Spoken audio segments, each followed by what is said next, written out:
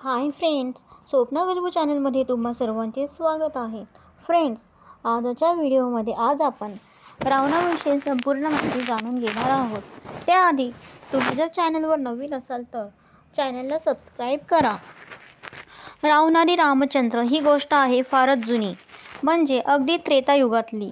रामराज्यातली राम, सीता, लक्ष्मण, हनुमान आणि रावणाची ज्या काळात दिलेले वचन पूर्ण करण्यासाठी प्राणत्यागही केला जायचा. ज्या काळात राक्षसांचा राजा रावण होता तर देवांचा अवतार राम होता.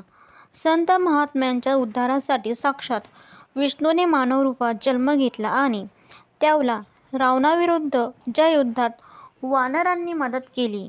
पण हे युद्ध अटळ होते का? असा कोणता अधर्म रावणाने केला होता का? अयोध्येचा सूर्य ही गोष्ट आहे त्या रामाची. एक पत्नीव्रता, सत्यवचनी, अयोध्येचा सूर्यवंशी प्रतापी राजा दशरथ आणि कौसल्याचा ज्येष्ठ पुत्राची त्याने वडिलांची आज्ञा आणि आपल्या सावत्र आईची इच्छा पाळून 14 वर्षाचा वनवास स्वीकारला.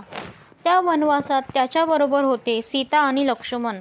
सीता त्यांची प्रिय पत्नी आणि सावत्र भाऊ लक्ष्मण, जो सतत सावलीसारखा त्यांच्या पाठीशी उभा राहत असे.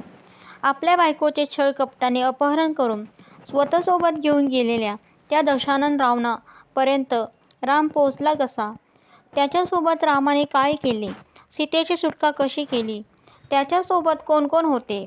याचं समग्र वर्णन या गोष्टीत आहे. आपल्या गोष्टीचा हिरो आपल्या जवळचा वाटावा म्हणून त्याला देवपद देण्याऐवजी आत्ताच्या कलियुगातल्या आपल्या प्रत्येकाला समजण्यासाठी त्याला आपल्यातलाच एक माणूस म्हणून या गोष्टीत सहजगत्या मांडायचा प्रयत्न केलाय. सीता नावाची पत्नी होती त्याची. दोघेही आपापल्या राज्याचे राजकुमार राजकुमारी असूनही त्यांना वनवासात जावे लागते आणि मग ते दक्षिण दिशेकडे प्रवासाला निघतात.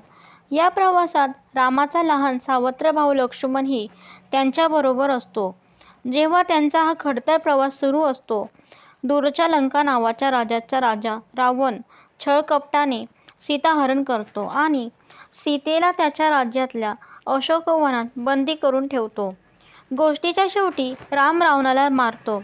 धर्माचा अधर्मावर विजय होतो आणि राम आपल्या सीतेची सुटका करून परत आपल्या राज्यात अयोध्येत येतो. त्याच्या या धर्मयुद्धामध्ये जटायू, हनुमान, जांबुवंत, सुग्रीव, बिभीषण, अंगद असे बरेच देवी अवतार त्याला मदत करतात. ही गोष्ट आपण लहानपणापासून आपल्या वडीलधाऱ्या माणसांकडून ऐकत आलेलो आहोत. टीव्हीवर तर रामानंद सागरनी खूप छानरीत्या हे सगळे मांडलेले आहे. इतके खरे की त्यातली सगळी चरित्रे अगदी प्रत्यक्ष असल्यासारखी वाटत राहतात आणि लोकही त्यांना प्रत्यक्षात देवाचे अवतार समजून त्यांच्याशी आत्मीयतेने वागलेले आहेत. अजूनही वागतात. वाल्मिकींनी सर्वप्रथम लिहिलेले रामायण, तुलसीदासांनी त्यांच्या शब्दात वर्णित केलेले रामचरितमानस म्हणजे रामायण यावर अगदी अलीकडेच जून 2023 मध्ये वादग्रस्तरित्या प्रदर्शित झालेला आदिपुरुष नावाचा सिनेमा त्यातल्या फालतू डायलॉग्स आणि अतिरंजक दृश्यामुळे चर्चेत राहिला.